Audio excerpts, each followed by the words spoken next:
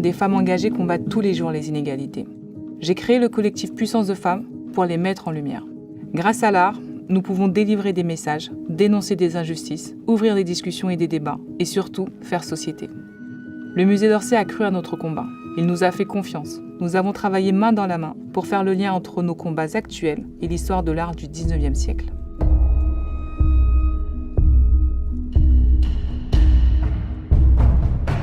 J'ai grandi écrasée par les normes familiales et les jugements conservateurs. La danse est réservée aux prostituées, aux filles faciles, aux filles de joie. En tant que femme racisée, j'ai dû affronter des discriminations qui se sont ajoutées à mes propres luttes intérieures.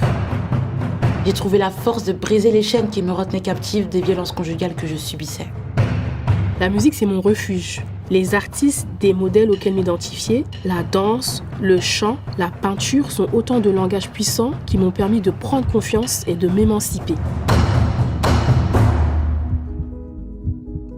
Dans le collectif, il y a des femmes qui luttent contre les violences faites aux femmes, contre la prostitution des jeunes filles. Il y a des femmes qui luttent pour l'émancipation financière des femmes. Et tu as toutes les femmes qui sont sur le terrain pour favoriser le mieux vivre ensemble.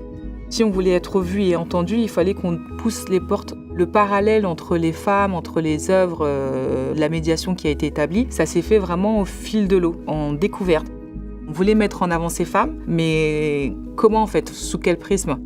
Et c'est là que on a eu l'idée avec les équipes du musée d'Orsay de s'approprier les œuvres en fait, parce que le but ultime derrière cette médiation, c'est d'ouvrir le champ des possibles à nos publics pour qu'ils s'autorisent à franchir les portes d'un musée.